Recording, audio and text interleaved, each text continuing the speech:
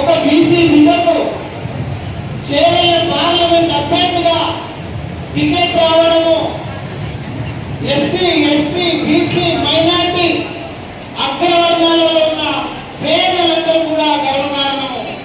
ఎందుకంటే కాసాని జ్ఞానేశ్వరన్న గురించి అక్క చాలా అద్భుతంగా చెప్పింది.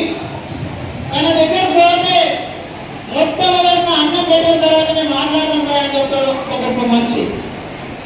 ఆయన ముందు కూర్చుంటే ఒక 2 మాటలు చెప్తుంటే ఆ 2 మాటలు మీతో పంచుకోవాలనుకుంటున్నా.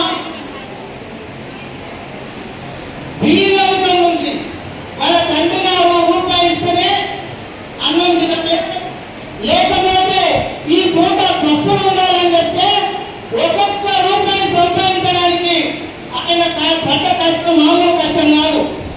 ఆటో నడిపిండు, మండల అధ్యక్షుడుగా ఎదిగిండు.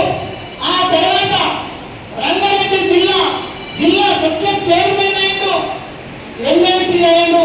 ఈ రోజు చట్టసభలకు పోవడానికి ఒక బీసీ వాయిస్ గా పోవడానికి బీసీలకు ఏదైతే అన్యాయం జరుగుతుందో, ఈ సామాజిక వర్గాలకు ఏదైతే అన్యాయం జరుగుతుందో ఆ దాని కోసం మాట్లాడడానికి మన చట్టసభలకు పంపాల్సిన అవసరం ఎంతైనా ఉన్నది. బీసీల సమస్యనే ఈ దేశ సమస్య.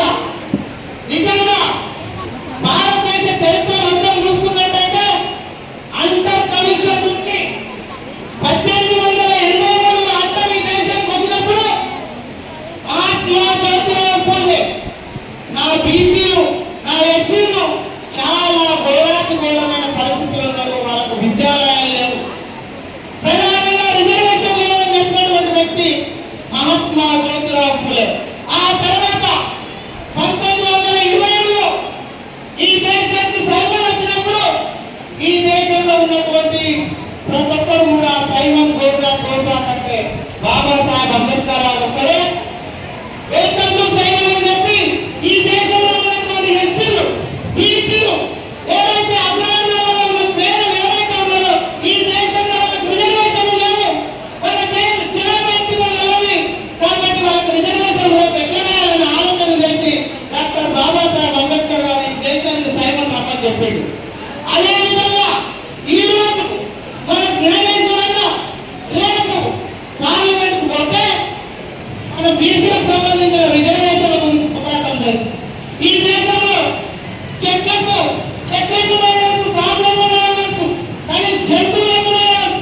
కానీ నా బీసీ సోదరులు దేశం మొత్తం ఎంతమందిలో తెలియదు, ఈ రాష్ట్రంలో ఎంతమందిలో తెలియదు, ఈ దేశంలో ఎంతమందిలో తెలియదు. మరి బీసీలు ఏం చేయాలి? జెండాలు పోయాలి కదా, మీ జెండాలు పోయాలి కదా. మన బీసీ బిడ్డ పార్లమెంట్ పోతే మన గురించి గొంతగా కూర్చాడు, మన గురించి రిజర్వేషన్ల కోసం పోరాటం చేస్తాడు. ఈ దేశంలో ఈ రాష్ట్రంలో బీసీల జనాభా సగం కంటే ఎక్కువ ఉన్నది, కానీ రిజర్వేషన్లు మాత్రం 27% ఉన్నది. ఎస్సీల జనాభా చూస్తే మరి వాళ్ళ జనాభా చూస్తే 17% ఉన్నది. మరి వాళ్ళ 17% రిజర్వేషన్ ఉన్నది. మరి ఈ దేశంలో బీసీలకు చాలా ఘోరంగా అవమానం జరుగుతుందనే ఆలోచనతోటి ఆ రోజే మనపైన పెట్టి 96 గుణాలను ఒక వేదిక మీద తీసుకొచ్చి ఒక ప్రజా గొంతుకై, ఒక బీసీ గొంతుకై, ఒక భక్తుల గొంతుకై మన గురించి పోరాటం చేస్తుంటే బీసీలు మాత్రం ఆ జెండా పడతామా ఈ జెండా పడతామా అని చూస్తున్నారు.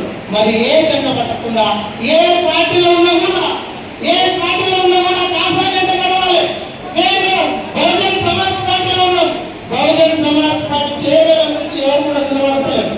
కాబట్టి మేము వెంటనే పార్టీకి రాజీనామా చేసి ఒక బహుజనవాదిని గెలిపించుకోవాలనే ఆలోచనతోటి పూర్తిగా ఈ పనిలో ఉన్నటువంటి అందరూ అసెంబ్లీ స్థాయి నుంచి మండల స్థాయి నుంచి వచ్చి కాసానన్న కోసం పనిచేస్తున్నాం. ఊరూరు తిరుగుతూ ఉంటే కాసానన్న గెలవాలని కోరుతున్నారు. వాస్తవానికి ఈ ప్రభుత్వం మీద వ్యతిరేకత ఘోరంగా వచ్చింది. ఆడపిల్లలు పోతే ఎవరికేస్తారమ్మ ఓటు అంటే వేసినమయ్య ఆడకు ఇక సాగు వాళ్ళకి ఏం వ్యక్తి పరిస్థితుల్లో ఏం సార్ 2500 ఇవ్వలేదు, గ్యాస్ ఇవ్వలేదు, కరెంట్ ఇవ్వలేదు, అక్క చెప్పిన పథకాలని ఏ ఊరు ఇవ్వలేదు. మరి ఎందుకైనా వాళ్ళు ఓటు అని చెప్తా ఉన్నారు. కాబట్టి మనమందరం